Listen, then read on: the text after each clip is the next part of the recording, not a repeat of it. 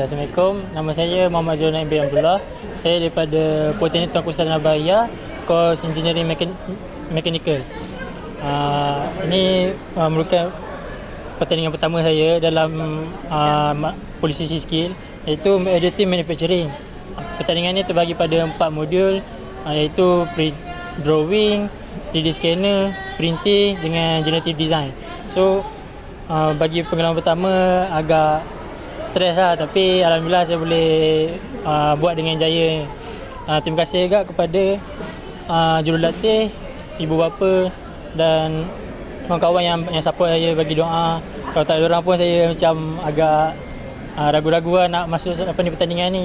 Cabaran dia mungkin masa latihan lah, sebab kita nak jaga pointer kan, jaga pointer, kena attend kelas semua, so masa training tu agak kurang lah, tapi alhamdulillah saya boleh lalui semua tu dengan baik lah. Persediaan latihan setiap hari Khamis saya akan buat latihan dekat jabatan sendiri. Lepas tu ada juga latihan yang saya perlu buat di rumah, sebab masa dekat poli tak semuanya sama, masa lecturer tak sama, masa saya free tak sama.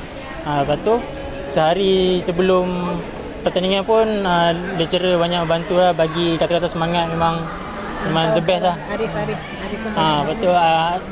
Bantuan daripada senior juga, senior yang tahun lepas dah join program ni pun dia telah tolong mengajar saya apa semua. Pertama, penggunaan bahasa Inggeris lah amat penting, sebab memang soalan ni daripada awal sampai habis semua bahasa Inggeris. So pemahaman bahasa Inggeris tu memang amat penting lah. Lagi-lagi nanti lepas pertandingan ni kita akan masuk world skill lagi kita pakai bahasa international.